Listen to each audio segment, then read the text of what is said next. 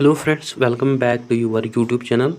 Hope you are all fine. In previous videos we had discussed tribal movements, peasant movements, and we are going to discuss the third topic of unit number 3, that is social reform movements. In this lecture we will cover only one topic of last question, that is Arya Samaj. In another video we will discuss its second part, that is Promo Samaj. Today we mainly deal with the Arya Samaj and we will try to understand what's this. Let's begin our topic. As you know that जो आर्या समाज है इसको found किया भाई स्वामी दयानंद सरस्वती ने, जो कि born हुआ इन 1824 इन ब्राह्मण फैमिली। उसने स्टार्ट की अपनी education at the age of 5। उसका जो फादर था वो टीचर था और उसने उसको वैदिक एजुकेशन सिखाई। उसने संस्कृत सीखा, रूल्स ऑफ ग्रामर सीखे और उसने also logic, philosophy, law, ethics ये सब सीखे। और उसने मेनली स्ट्रेस किया on the problem of birth and death, due to which वो साधु बन गया और उसने वेंडर किया all over the India. So वो बहुत ही अटैच्ड था टुवर्ड्स द स्पिरिचुअलिटी और उसने एजुकेशन को कंप्लीट किया अपनी व्हेन जब वो मिले स्वामी वीरजानंद सरस्वती। थ्रू हिम उसने जो अपनी उसकी जो लाइफ थी वो डिवोट की इन सर्च ऑफ ट्रूथ। उस दौरान जो ब्रिटिश रूल था इंडिया में, जिसकी वजह से हमें बहुत सारी प्रॉब्लम्स देखने को मिली उस समय। लाइक अगर हम बात करें अनटचेबिलिटी की प्रॉब्लम, चाइल्ड मैरिज की, purdah system, illiteracy, low status of women, practice of sati, जो कि प्रिवलेंट प्रैक्टिसेस थे उस समय। सो इन प्रॉब्लम्स की वजह से जो पीपल थे, लोग थे, वो ऑप्रेस फील कर रहे थे। फर्दर मोर जो ब्रिटिशर्स थे वो चाहते थे कि इंडिया एक एग्रीकल्चर कॉलोनी बने इंग्लैंड की, बिकॉज़ वो चाहते थे कि जो इंडिया है ये खाली प्रोड्यूस करेगी हमारे इंडस्ट्रीज़ के लिए रॉ मटेरियल। देयर आफ्टर जो इंडिया है ये कैप्टिव बनी अंडर द मार्केट, जहाँ पे हमें देन इंडिया जो है वो जो इसमें जो मार्केट था उनमें ब्रिटिश प्रोडक्ट्स भेजे जाते थे, ब्रिटिश गुड्स भेजे जाते थे। सो ये रीज़न्स थे जिनकी वजह से हमें ब्रिटिश रूल का ज़्यादा से ज़्यादा स्प्रेड देखने को मिलता था ओवर द इंडिया। सो जो दयानंद थे वो बिलीव करते थे कि बहुत सारे फैक्टर्स हैं जिनकी वजह से हमें बैकवर्डनेस देखने को मिलती है इंडिया में। वो बिलीव करते थे उनमें सुपरस्टिशंस या religious diversities, multiplicity of sects, religious gurus, like predominance of priests in spreading in which they hinder in spreading of the भक्ति movement etc, जिनकी वजह से हमें इंडिया में उस समय बैकवर्डनेस देखने को मिलती थी। सो जो ब्राह्मण प्रीस्ट्स थे उस समय उनके पास फाइनल अथॉरिटी हुआ करती थी और जो भी मैटर्स थे रिचुअल्स के, कस्टम्स के, वो डिसाइड करते थे खुद और उन पर कोई भी क्वेश्चन नहीं किया जाता था। So they hold the all authority. So जो भी हाउस होल्डर्स थे, जो भी लोग थे, वो उनको पे करते थे, वो उनको सेटिस्फैक्टरली उन पे बिलीव करते थे, उनको पैसे देते थे और लोगों में ज़्यादा से ज़्यादा सुपरस्टिशंस प्रैक्टिस आम थी और इग्नोरेंस थी लोगों में। और इस पीरियड के दौरान हमें मिस इंटरप्रिटेशन भी देखने को मिलता है among the religious texts, holy books, scriptures.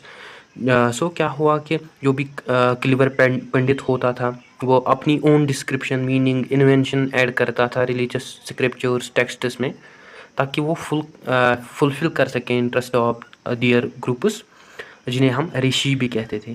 सो ये जो प्रॉब्लम्स थी, इन्होंने स्वामी दयानंद सरस्वती को रियलाइज़ करवाया कि उसको कुछ करना चाहिए about these problems in society. तो जिसकी वजह से उसने स्टार्ट किया, प्रीच किया अपना ओन विजन ऑफ हिंदुइज़्म। सो वो बहुत सारी रिलीजियस पंडित्स को मिले और उसने ट्रैवल किया इन नॉर्थर्न इंडिया, वायर वहाँ पे उसने एस्टेब्लिश किया आर्य समाज को इन 1872 और 1874 में, 1875 में, बट वो कंटिन्यूसली फेल होता था। फाइनली 18 अप्रैल 1875 में उसने एस्टेब्लिश किया आर्य समाज को इन मुंबई में। देन अगेन जो आर्य समाज है इसको फिर रिवाइज़ किया गया इन लाहौर इन 1877। सो उसने स्प्रेड किया इन्फ्लुएंस ऑफ आर्य समाज को। सो वो अपनी बुक में भी आर्य समाज के रिगार्डिंग बहुत ही फोकस डालता है, जिसका नाम है सत्यारथ प्रकाश। सो जिसमें वो फोकस करते हैं ज़्यादा से ज़्यादा on the education of childrens as well.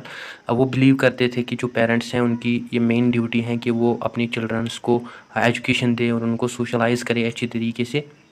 और वो अपोज करते थे न्यूमरस अब्यूज़ लाइक आइडोलट्री या पॉलीथिज्म या belief in magic, charms, animal sacrifices etcetera.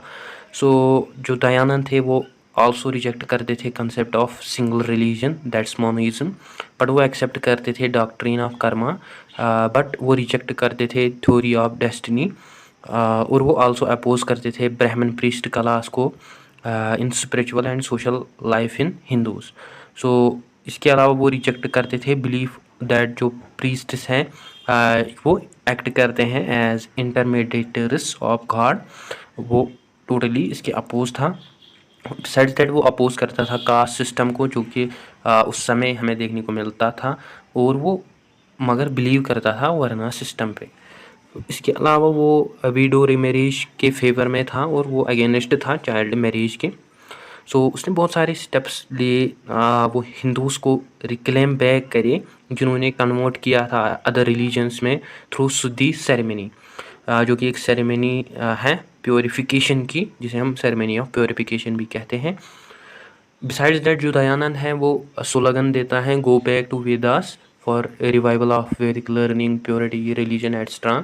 जो दयानंद है उसकी जो ओपिनियन है अबाउट द आर्य समाज, वो कहते हैं कि जो आर्य समाज है ये ओपन है, not for only the few persons but for the entire broad based जो भी हिंदूज़ हैं अराउंड द वेदास उनके लिए।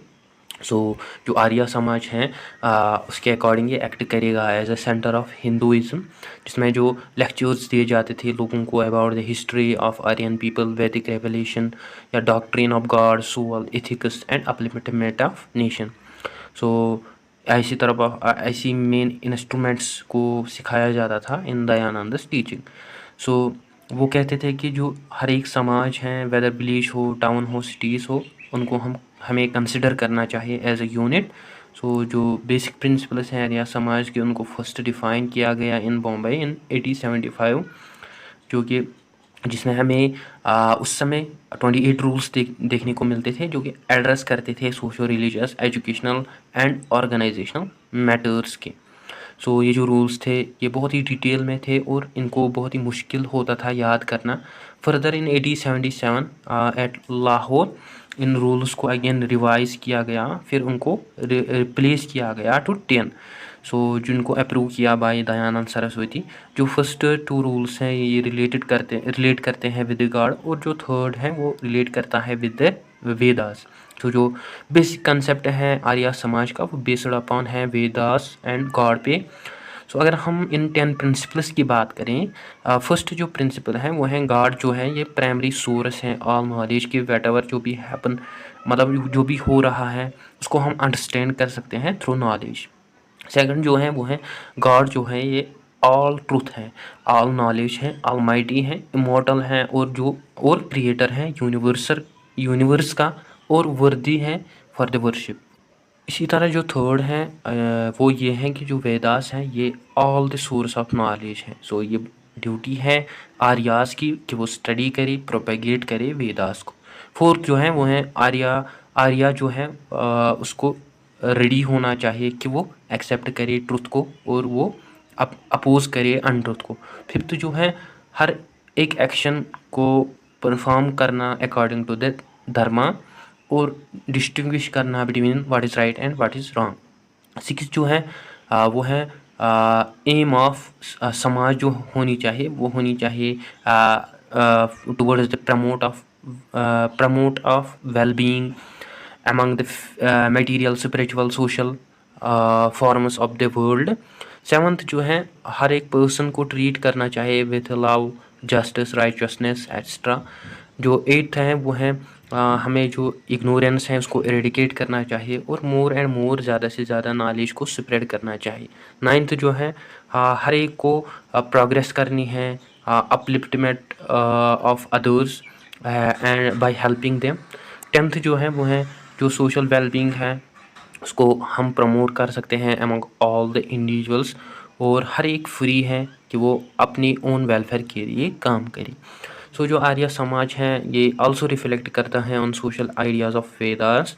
ये जो आइडियाज़ हैं, ये फर्स्ट जो आइडिया है वो है fatherhood to God and brotherhood to man. So second जो है वो है जो बोथ सेक्सेस हैं वो इक्वल हैं in terms of our vision.